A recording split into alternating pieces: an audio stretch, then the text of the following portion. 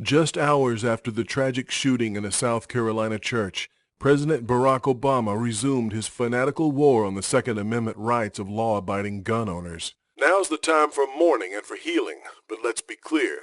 At some point, we as a country will have to reckon with the fact that this type of mass violence does not happen in other advanced countries, Obama said. Really?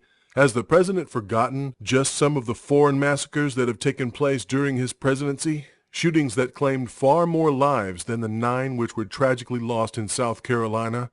How about the attacks from earlier this year, which began at Charlie Hebdo in Paris and continued for 48 hours around the region that resulted in 17 people being murdered? Or the Anders Breivik murders in Norway in 2011, where 77 people were murdered, 69 of them with firearms? Or the Derek Bird shootings in Cumbria, England, that left 12 people dead in 2010. In each of these cases, the armed perpetrators ignored strict gun control laws in acquiring and carrying their weapons. One of the biggest problems at this South Carolina church was that the potential victims were disarmed by law. In the Palmetto State, a concealed carry permit holder can carry in places of worship with permission from a church official. Unfortunately, the pastor was an anti-gun activist. As a state senator, the pastor had voted against concealed carry. But the president completely misses all of this. He ignores the fact that this was yet another example where a massacre took place in a gun-free zone. We don't have all the facts, but we do know that, once again, innocent people were killed in part because someone who wanted to inflict harm had no trouble getting their hands on a gun, Obama said. To the contrary, armed civilians have actually prevented several mass shootings from occurring, and some of them in churches. Consider, this past New Year's Eve, a Florida pastor prevented a possible mass shooting at his church and saved the lives of several men, women, and children when he used his firearm to incapacitate a shooter.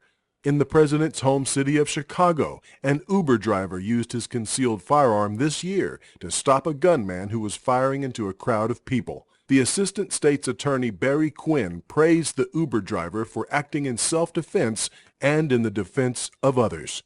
In March, police credited a concealed carrier with saving several lives, including those of children, in a Philadelphia barbershop.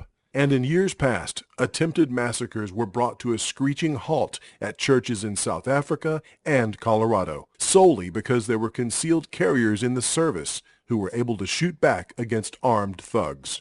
No wonder that almost 90% of police in America believe that the way to reduce casualties in mass shootings is to allow citizens to carry firearms concealed. The president wants to blame an inanimate object, the gun, but that just deflects blame away from the real culprit, gun control policies that leave people defenseless in the face of evil perpetrators who were never effectively prevented from acquiring weapons.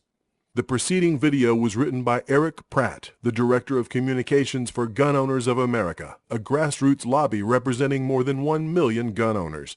To view more of Eric's writings or to learn more about your Second Amendment right to bear arms, visit www.gunowners.org.